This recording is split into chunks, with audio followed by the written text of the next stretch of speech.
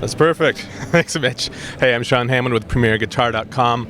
We are at SNAMM 2015 in Nashville talking to Larry from McPherson Guitars. Larry, how are you? I'm doing fabulous. Good. Now, you guys have this cool new instrument here that Mitch is playing for us. Tell us about it. This is the McPherson Camrielle 4.5-inch thick body in the lower bout. It's a 3-piece back, Madagascar rosewood with a flamed maple wedge. I'm going to flip that around, Mitch. You can see the back side there. Have maple binding on it, African mahogany neck, back strap up behind the tuner keys. That's also Madagascar. Head cap is Madagascar. It's just a nice little piece of art that we build. Some unique inlays with the gold EBO fret wire. We have Madagascar bridge, fingerboard, and head cap. Nice little maple binding. It's a very classy look, and it's a very crisp sounding guitar. It's beautiful. Now, give people the 30-second rundown of one of the even more intriguing and unique things about McPherson guitars, the bracing inside. The bracing is a patented system that took us 4 years to engineer. What we found is that a lot of the standard bracing in guitars, though they have been invented do a great job of what they do, we found that the joints were causing issues. As the top resonates and moves, a butt joint can actually spread open, hindering the transfer of energy across the top like it was meant to do.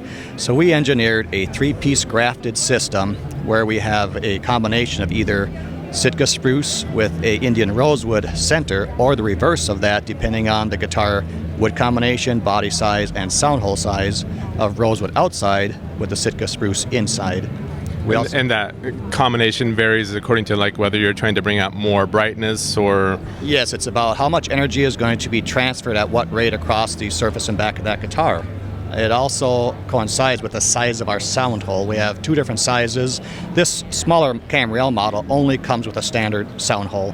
The full-size McPhersons have the option of a fuller size, which we call an XP. That's an internal code. We get asked that a lot. What's XP stand for? Well, it's extra punchy in our world. So it's strictly an internal code for building. It's not an option for a customer to say, I want this guitar with this sound hole. It doesn't work that way. It's what works with the entire recipe. Engineered for that one unique piece. Okay. Now, what do we have? Is there anything else you want to say about it before we have Mitch play a little more? Love to hear Mitch play. Cool.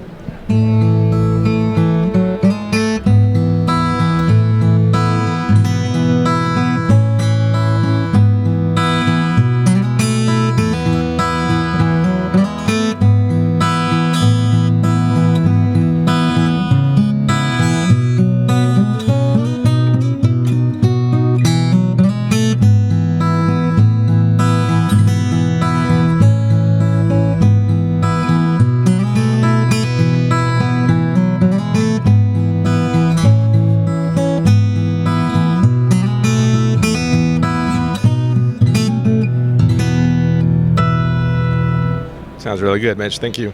Now, before we have you tell people where to go online to check out all McPherson guitars, I noticed while I was miking the sound hole that there's a pickup system in there. What do you guys tend to use for that? We tend to use, on all standard models, a LR Baggs 9-volt element with volume and tone control.